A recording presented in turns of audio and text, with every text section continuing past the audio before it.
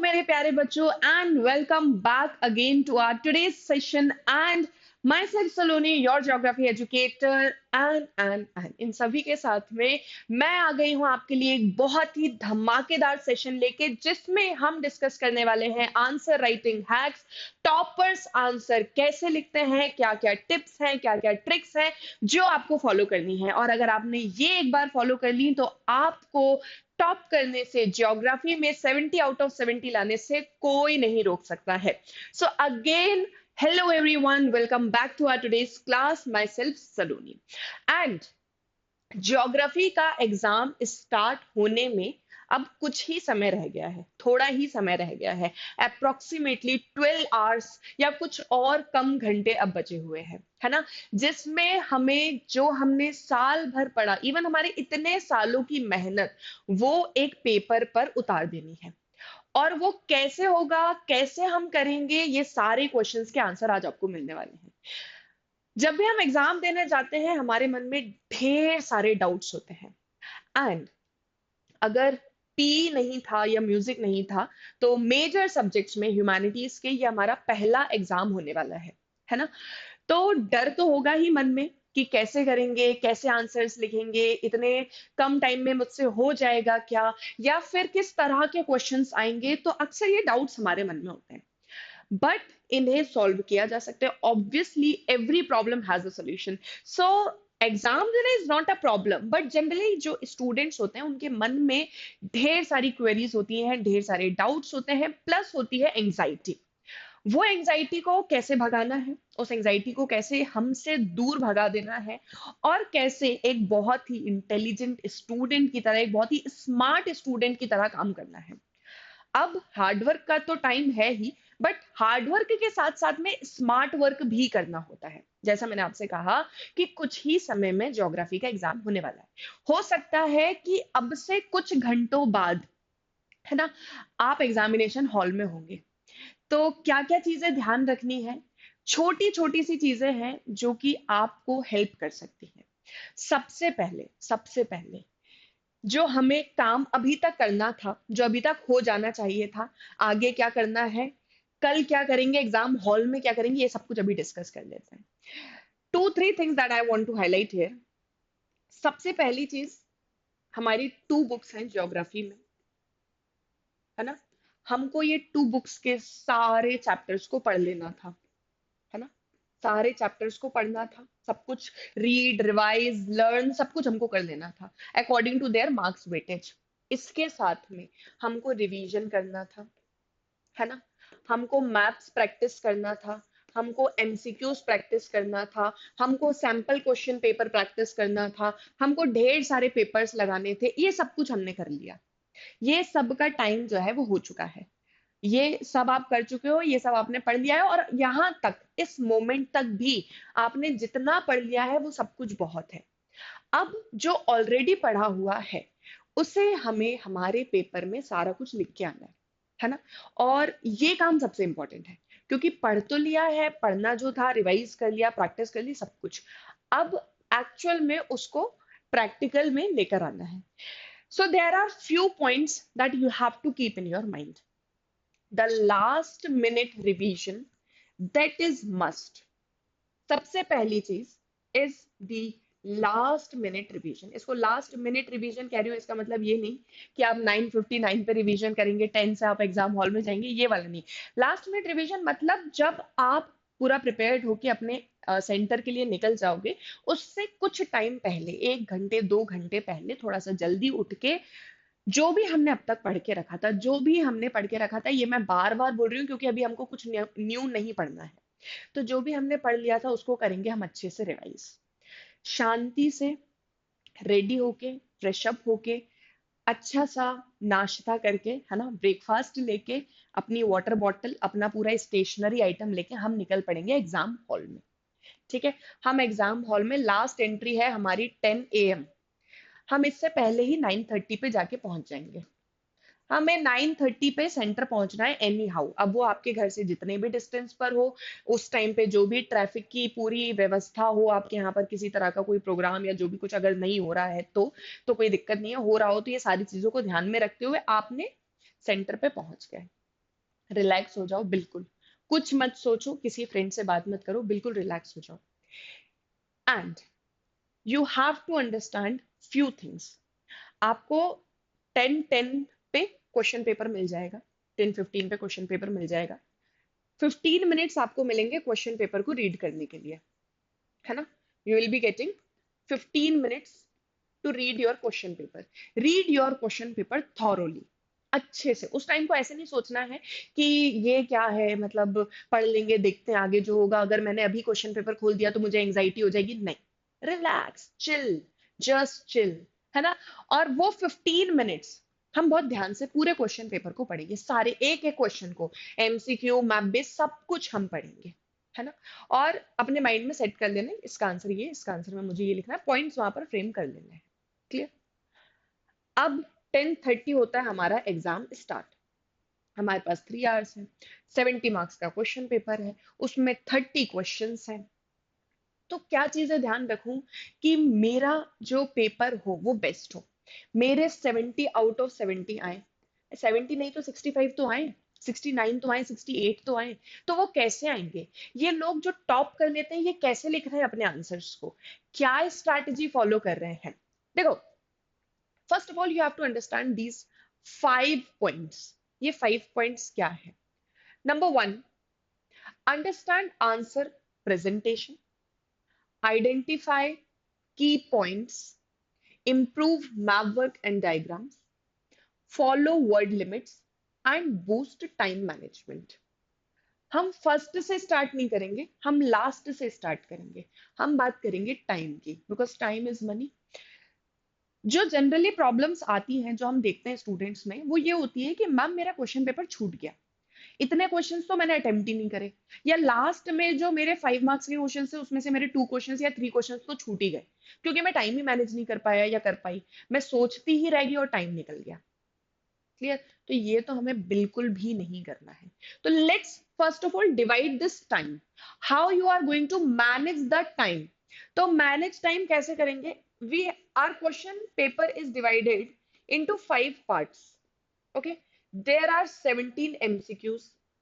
Okay, here are 2 questions, 3 marks each. Okay, here we have 4 questions, 4 questions, again 3 marks each. Here we are having 5 questions for 5 marks each, है ना? And here we have 2 questions of 5 marks, that is map based questions. These are the map based questions. अब ये मेरा पूरा question paper है, ये इस तरह से डिवाइडेड है। ये आप सब पेपर में फॉलो कर सकते हो, ठीक है, थोड़ा बहुत ही चेंजेस होते हैं, वरना आप सब पेपर में ये फॉलो कर सकते हो।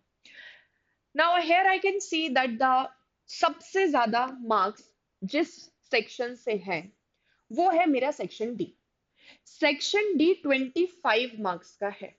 दैट मीन्स मुझे ये मार्क्स तो कैसे भी करके चाहिए ही चाहिए, ये मार्क्स तो मैं कहीं नहीं जाने दूंगी। तो आई हैव डिसाइडेड, ठीक है, ये मेरे अकॉर्डिंग स्ट्रैटेजी है। आप अपने आप को और बेस्ट जानते हो, आप अपने अकॉर्डिंग बेस्ट स्ट्रैटेजी को फॉलो करो। मुझे आप बताओ कि एक 5 मार्क्स के आंसर को लिखने में कितना टाइम लगता है? वर्ड लिमिट यहाँ पे 120 to 150 वर्ड्स होती है हार्डली, है ना, और 200 वर्ड्स। मैं कह रही हूँ 2 पेजेस आपको लिखने हैं, है ना, 2 फुल पेजेस आपको लिखने हैं, और आप 2.5 भी कर सकते हो, वो आपकी मर्जी, पर 2 पेजेस आपको फुल लिखने हैं। कितना टाइम लगेगा? अप्रोक्सीमेटली 15 to 20 मिनट्स पर क्वेश्चन को आंसर करने में। एक क्वेश्चन को आंसर करने में मैक्सिमम 20 and 15 मिनट्स, इतना हमको लगता है। मिनिमम 15-20, ये मान के चलते हैं, मिनिमम मैक्सिमम 15-20 मिनट मुझे लगता है। मेरे पास में है 5 क्वेश्चन। अगर मैं 5 क्वेश्चंस को 15 मिनट में आंसर करती हूँ, मतलब 15 मिनट्स ईच, तो मैं ये सारे क्वेश्चंस के आंसर 1 hour 15 मिनट में कर सकती हूँ, है ना। मैं 1 hour 15 मिनट में ये पांचों क्वेश्चन को आंसर कर सकती हूँ। मैक्सिमम और 15 मिनट मैंने आपको दिए, तो मैं कह रही हूँ कि within this 1 hour 30 minute I am going to answer these question. 1.5 घंटे में मैंने ये पूरे क्वेश्चंस कर लिए, और अब बज चुके हैं 12। कितने बज गए? 12 बज गए। मुझे 4 क्वेश्चंस 3 मार्क्स के आंसर करने में कितना टाइम लगेगा? 3 मार्क्स 60 टू 80 वर्ड्स की वर्ड लिमिट होती है। 4 क्वेश्चन है मेरे पास। अगर मैं 5-5 मिनट भी एक क्वेश्चन को देती हूँ, 6-6 मिनट भी एक क्वेश्चन को देती हूँ, तो मैक्सिमम मेरा तब भी यहाँ पर कितना मिनट लग रहा है? 20 मिनट लग रहा है ना? मेरा 20 मिनट जो है वो यहाँ पर लग रहा है। क्लियर? 17 एमसीक्यूज है। अगर आपको सारे आते हैं तो आपको 10 मिनट लगेगा। नहीं आते हैं तो आपको 15 मिनट लगेगा, 20 मिनट लगेगा मैक्सिमम सोचने वोचने में सारा कुछ। तो मैं यहाँ पे 15 टू 20 मिनट्स का टाइम आपके एमसीक्यू के लिए लेकर चलती हूँ। ठीक है? अब कितना टाइम हो गया अगर इन टोटल में देखूं तो मैं देख रही हूँ कि यहाँ पे 1 hour 30 minutes, 1 hour 50 minutes, है ना, एंड 20 मिनट्स और, तो 2 घंटे 10 मिनट अप्रोक्सीमेटली मेरा टाइम हो गया। मैं 2 घंटे 15 मिनट मान के चलती हूँ। मैं मान के चल रही हूँ 2 घंटे 15 मिनट हो गए हैं, मतलब 12 बज के 15 मिनट हो चुके हैं मेरे पास में। अब सिर्फ सॉरी, हाँ, 12 बज के 45 मिनट्स हो चुके हैं। 1:30 बजे मेरा एग्जाम ओवर होने वाला है, 1:30 बजे एग्जाम ओवर होगा। यहाँ सिर्फ 2 क्वेश्चन है 3 मार्क्स के, जो वन लाइनर टाइप होते हैं, वन लाइनर आंसर्स होते हैं। इसको आपको आंसर करने में हार्डली 10 मिनट्स लगेगा, हार्डली। ये मैं बहुत ज्यादा टाइम लेके चल रही हूँ। हार्डली आपको इसको आंसर करने में 10 मिनट्स लगेगा। अभी भी मेरे पास में कितने मिनट्स बचे हैं? 35 मिनट्स अभी भी मेरे पास में बचे हुए हैं। और ये मैं ज्यादा से ज्यादा टाइम लेके चल रही हूँ, है ना, ये ज्यादा से ज्यादा टाइम है कि इतना टाइम आपने ले भी लिया तो भी, है ना। अभी भी मेरे पास 35 मिनट्स बचे हैं। दोनों मैप क्वेश्चंस को आंसर करने में अगेन मुझे हार्डली 15 टू 20 मिनट्स लगेंगे। ये भी बहुत ज्यादा सोच लिया मैंने, 15 टू 20 मिनट्स। क्लियर? अभी भी मेरे पास में कितने मिनट्स बचे हैं? अभी भी मेरे पास में 15 मिनट्स बचे हैं। उस 15 मिनट्स में मैं अपने पूरे क्वेश्चन पेपर को रिव्यू कर लूंगी, है ना, सारे आंसर्स को एक बार अच्छे से देख लूंगी, हाईलाइट कर लूंगी, और 2-5 मिनट पहले अपने पेपर को पूरा करके रिलैक्स होके बैठ जाऊंगी। क्लियर? 70 मार्क्स में क्या हम ये टाइम मैनेजमेंट कर सकते हैं? क्या हम इस अकॉर्डिंग अपने आंसर्स को जो है टाइम के अकॉर्डिंग मैनेज करेंगे? अब क्यों टाइम के अकॉर्डिंग हमको आंसर्स को मैनेज करना है? क्योंकि अगर टाइम के अकॉर्डिंग हमने आंसर्स नहीं लिखे तो हम जो है ना एक ही आंसर को लिखने में 1 घंटा लगा देंगे। क्योंकि वो होता है ना, पहला क्वेश्चन का आंसर जो हमें सबसे अच्छे से आता है वो देने में तो हम लोग बिल्कुल ऐसे भावनाओं में बहते हैं, और लिखते लिखते कब 1 घंटा पास हो गया, बेल हो रही है 1 घंटे की, हमको याद, अच्छा बाप रे 1 घंटा हो गया। क्लियर? तो वो चीज नहीं करनी। तो जब आप टाइम के साथ जाओगे ना तो वो आपकी नजर पूरे टाइम आपकी वॉच पे रहेगी कि यार इतना बच गया, इतना बच गया, मुझे इसको कंप्लीट करना है। और अगर कोई चीज नहीं आई तो उसको बाद के लिए छोड़ दिए कि चलो बाद में करेंगे, यहाँ टाइम नहीं वेस्ट करना है। क्योंकि हर क्वेश्चन के लिए अब मैंने टाइम डिसाइड कर लिया है, इस क्वेश्चन पे मुझे इतना ही टाइम लगेगा। तो the first important thing is boost your time management. Observe how toppers maintain speed and accuracy. So you have to maintain this speed, और उस speed के साथ में you have to be accurate. जो आंसर आप लिख रहे हो वो बिल्कुल अप टू द मार्क होना चाहिए। ऐसा नहीं कि मैंने आपको टाइम दे दिया तो आपने कहा 15 मिनट में कुछ भी लिख के आ गए। ऐसा भी नहीं करना है ना। जो पढ़ के गए हैं वो हम ध्यान से लिखेंगे। तो ये पहली चीज हो गई time management. Secondly, follow word limits. हर क्वेश्चन के लिए वर्ड लिमिट जनरल इंस्ट्रक्शंस में दी हुई होती है कि 3 मार्क्स का क्वेश्चन है 60 टू 80 वर्ड्स, 5 मार्क्स का क्वेश्चन है 150 टू 200 वर्ड्स। तो वो वर्ड लिमिट को फॉलो करना है। हम लोग बहुत बार क्या करते हैं, कम वर्ड्स में आंसर लिखकर आ जाते हैं, और फिर हम कहते हैं कि हमने तो सब कुछ लिखा था, फिर हमको मार्क्स क्यों नहीं मिले। मतलब मैं कह रही हूँ एक क्वेश्चन है 5 मार्क्स का, और आप उसमें 1 पेज पूरा फिल करके आते हो। 1 पेज में हार्डली 100 वर्ड्स आते हैं, काउंट कोई नहीं करता। ये एक अंदाजा हम लेके चलते हैं कि 1 पेज में हार्डली आपके 100 वर्ड्स आ जाएंगे विदाउट एनी स्पेस। अगर आप कोई स्पेस नहीं देते हो तो, और स्पेस देते हो तो 5 मार्क्स का आंसर आपका 3 पेजेस का होना चाहिए स्पेस के साथ में। क्लियर? तो अब आप 5 मार्क्स में 1 पेज लिख कर आते हो और आपको जो जो पता था वो सब आपने वन वन लाइन में लिख दिया। द पॉइंट हियर इज कि भाई क्वेश्चन कह रहा है डिटेल में एक्सप्लेन करो, एक्सप्लेन करके बताओ, डिस्कस करो, डिस्क्राइब करो। तो उसमें क्या करोगे? उसमें एग्जांपल्स दो, है ना, उसमें एग्जांपल्स को इंक्लूड करो। एग्जांपल्स के साथ में कहीं पे लगता है फ्लो चार्ट्स बना दो। ठीक है, कैसे फ्लो चार्ट्स बना दो? मान लो मेटल के ऊपर क्वेश्चन आया है, तो आपने बताया जो मेटल्स होते हैं, तो एक होता है आपका नॉन मेटेलिक, एक होता है नॉन फेरस, और ऐसे करके अलग अलग फिर इसके ये एग्जाम्पल होते हैं, फिर इसमें ये होता है, एक्सेट्रा एक्सेट्रा जो भी है। ठीक है, बहुत ज्यादा डिटेल में मैं भी नहीं जा रही हूँ, बस मैं आपको बता रही हूँ कि ये फ्लो चार्ट्स बना दिया। कहीं पे रिक्वायर्ड है, लगता है कि यार ये क्वेश्चन को मैं मैप के थ्रू बहुत अच्छे से एक्सप्लेन कर सकती हूँ, है ना। तो वहां पे मैंने मैप बना दिया छोटा सा। और ये कब कर पाओगे, जब ऑलरेडी प्रैक्टिस हो। तो अगर ये आपने ऑलरेडी प्रैक्टिस किया है अपनी आंसर राइटिंग में, तो ही ये काम करना। नहीं तो आप सोचने में, फ्लो चार्ट बनाने में, मैप ड्रॉ करने में टाइम वेस्ट कर दोगे। क्लियर। तो अगर टाइम लग रहा है कि बच रहा है तो ये काम कर सकते हो, टाइम लग रहा है नहीं बच रहा है तो ये काम मत करना। क्लियर। ये चीजों को ध्यान रख, छोटी छोटी चीजें हैं जो हम शायद नहीं सोचते एग्जाम से पहले, पर हमको ध्यान रखना है। एंड आई बिलीव कि जितने भी मेरे स्टूडेंट्स हैं वो सब ये काम करते हैं, बट स्टिल सिर्फ एक रिमाइंडर दे रही हूँ कि और अच्छे से करो। क्लियर। तो ये एक चीज ध्यान रखो कि वर्ड लिमिट के अकॉर्डिंग आपको आंसर लिखना है। क्वेश्चन में जितना वर्ड लिमिट दिया उतना हम लिखेंगे। एक्सप्लेन करने को बोला है, हम एक्सप्लेन करेंगे। एक्सप्लेन कैसे करेंगे, एग्जांपल्स देंगे, फ्लो चार्ट्स बनाएंगे, मैप्स को यूज करेंगे। तो ये सारी चीजें हमारे आंसर्स को बूस्ट अप करती हैं, है ना। हमको और अच्छा आंसर जो है हमारा फ्रेम होता है। अच्छा आंसर फ्रेम होगा, आपकी कॉपी ज्यादा सुंदर दिखेगी, ज्यादा अच्छी लगेगी, इन्विजिलेटर खुश होकर आपकी कॉपी को चेक करेंगे। ठीक है। तो ये एक चीज को याद रखो, वर्ड लिमिट। कभी भी वर्ड लिमिट को ना ही एक्सीड करना है और ना ही उससे कम लिख के आना है। पता चला 5 मार्क्स का था, 1 पेज में ही लिखा है, या 5 मार्क्स का था, 10 पेजेस एक ही आंसर में भर दिए। No, don't do this. Word limit को ध्यान रखो, इतना मतलब इतना। For example the word limit is 200 words, so you can go for 182, 220, not more और लेस देन दिस। क्लियर है। ये सेकेंड पॉइंट है जो आपको ध्यान रखना है about your word limit. Third is improve map work and diagrams. Map work और डायग्राम्स को इंप्रूव करना है। अच्छा देखो, एक और चीज मैंने देखी है, बच्चे क्या करते हैं, ये आंसर जैसे मान लो ये आपकी पूरी कॉपी है ना, ये आपका एक पेज है कॉपी का। अब आप क्या करते हो, ये आप आंसर लिख रहे हो, है ना। आपने आंसर लिखा, आपको कोई फ्लो चार्ट याद आई, आपने यहाँ पर उसको छोटा सा बना दिया, उसके लेबल लेबल कर दिया, जो भी है, जो भी डायग्राम आपको बनाना था आपने बना दिया। फिर आपने आंसर लिखना शुरू करा।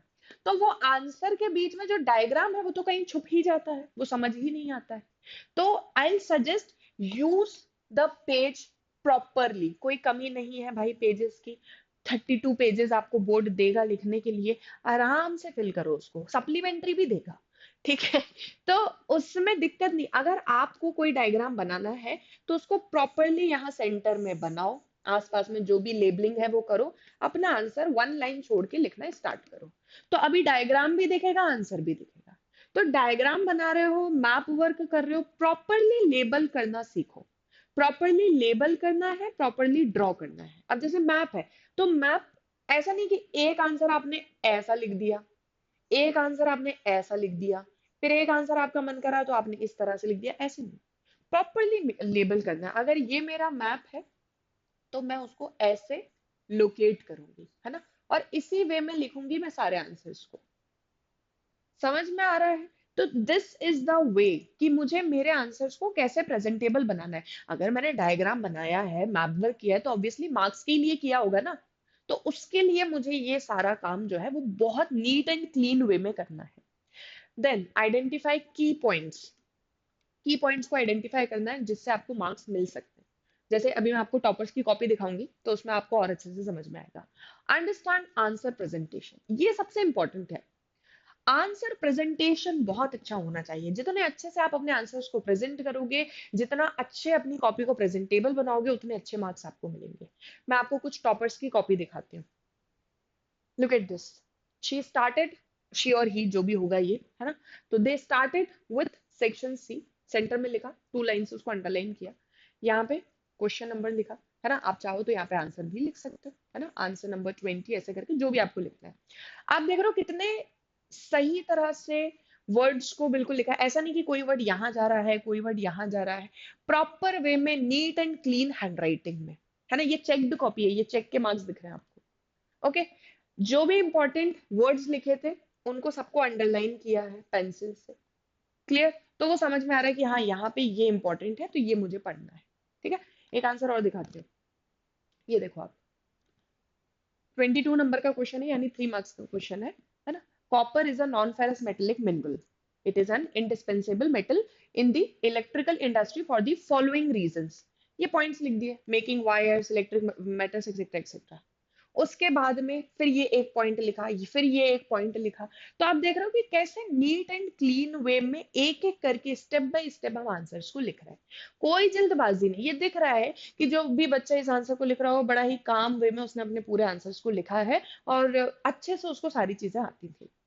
तो use the space properly, make your answers presentable. जितना अच्छे से आंसर्स लिखोगे, जितना नीट एंड क्लीन मैनर में लिखोगे। अब जैसे मान लो आपने ये पॉइंट लिखा और आपको बाद में समझ में आया या रियलाइज हुआ कि नहीं यार, ये आंसर मुझे ज्यादा अच्छे से नहीं आता या ये मैं बहुत अच्छे से नहीं कर पाऊंगा या कर पाऊंगी। Just do one thing. Ruler है ना, स्केल, पेंसिल उठाओ हाथ में, उसको एक लाइन यहां ड्रॉ करो, एक लाइन यहां ड्रॉ करो, ठीक है। And just do this, this और दिस, बस।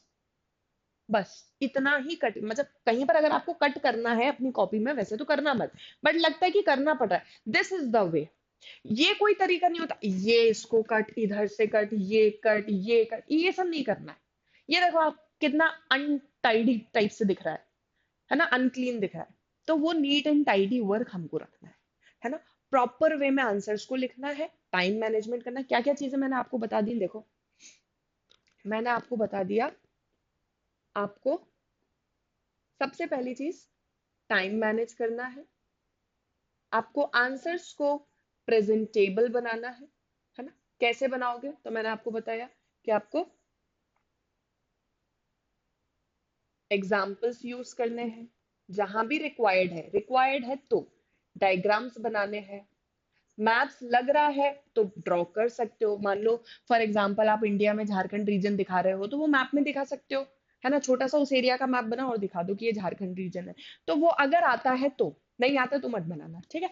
तो example, diagrams, maps, flow charts, ये सब आपके आंसर्स को प्रेजेंटेबल बनाएगा। जो भी इंपॉर्टेंट पॉइंट लिख रहे हो उसको अंडरलाइन कर दो, है ना। तो वो हाईलाइट हो जाएगा और अच्छे से दिखेगा, ठीक है।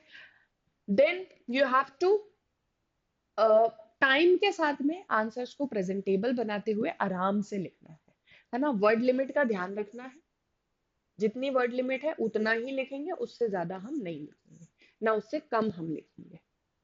क्लियर। तो ये तीन चार चीजें हैं जो अपने दिमाग में अभी आप सेट कर लो। अब जो भी आपने पढ़ा है, जो भी आंसर राइटिंग आपने करी है, वो आपको इसी के अकॉर्डिंग करना है। इससे यहां वहां अलग कुछ नहीं करना है, सब कुछ इसी पैटर्न के अकॉर्डिंग आपको चलना है। ऑलवेज मेक श्योर 5 और 3 मार्क्स के क्वेश्चन में आप अपने आंसर को इंट्रोडक्शन के साथ में स्टार्ट करो, है ना। Always give the introduction of your answer. For example आपसे क्वेश्चन में वाटरशेड मैनेजमेंट के बारे में पूछा है, तो पहले बताओ वाटरशेड मैनेजमेंट क्या है ना। फिर उसके बारे में मान लो इंपॉर्टेंस पूछा है तो इंपॉर्टेंस बता दो, फिर उसके एग्जाम्पल्स दे दो, नीरू मीरू वाटरशेड था तमिलनाडु का, आंध्र प्रदेश का, एक्सेट्रा एक्सेट्रा, अलग अलग चीजें। तो वो फिर मेन बॉडी ऐड, जहां भी लगता है कंक्लूजन जरूर दो अपने आंसर में। क्लियर। तो वो कंक्लूजन, इंट्रोडक्शन, बॉडी, ये सब जो होती है ना, ये आपके आंसर को बहुत अच्छा बनाते हैं। और ये लगता है कि हमारा जो स्टूडेंट है वो बहुत अच्छे से पढ़ के आया है। कभी कभी ये भी होता है, मान लो कोई क्वेश्चन का आंसर आपको नहीं आ रहा, है ना। अब हम क्या करते हैं, हम क्वेश्चन को छोड़ देते हैं। क्वेश्चन तो छोड़ना ही नहीं है, ये अपने माइंड में सेट कर लेना। क्वेश्चन कुछ भी हो जाए नहीं छोड़ना है, क्वेश्चन तो अटेम्प्ट करना है। चाहे तुम उसमें कुछ भी लिख कर आना, कुछ भी का मतलब ये नहीं कि बिल्कुल आउट ऑफ द कंटेक्स्ट लिख देना। कुछ तो थोड़ा बहुत तो पढ़ा ही होगा, थोड़ा बहुत कुछ तो आता ही होगा, है ना। तो भले एक आध लाइन लिख कर आना, पर लिख के जरूर आना। या फ्लो चार्ट बना देना, कुछ रिलेटेड, कुछ भी उससे रिलेटेड आपने पढ़ा होगा वो आप बना देना। क्लियर। कोई भी क्वेश्चन छोड़ना मत, सारे क्वेश्चंस अटेम्प्ट करना, घबराना नहीं है। As I told you, have your breakfast, then go to your exam center. Water bottle लेकर जाइए, जिस तरह से टेम्परेचर हो रहा है तो वाटर बॉटल लेके जाइए अपने साथ में, खा पी के जाइए। पैनिक मत करो, आराम से रिलैक्स रहो, बहुत अच्छा पेपर आएगा और आप बहुत अच्छे से आंसर्स लिख पाओगे। ठीक है। बस जो चीजें मैंने आपको बताई, time, answer writing, word limit, ये सबको थोड़ा सा ध्यान में रखना है। और इसके साथ में जब हम क्वेश्चन पेपर को अटेम्प्ट करेंगे या अपने आंसर्स लिखेंगे, तो कोई आपको नहीं रोक पाएगा ज्योग्राफी में टॉप करने से, इवन किसी भी सब्जेक्ट में। ओके।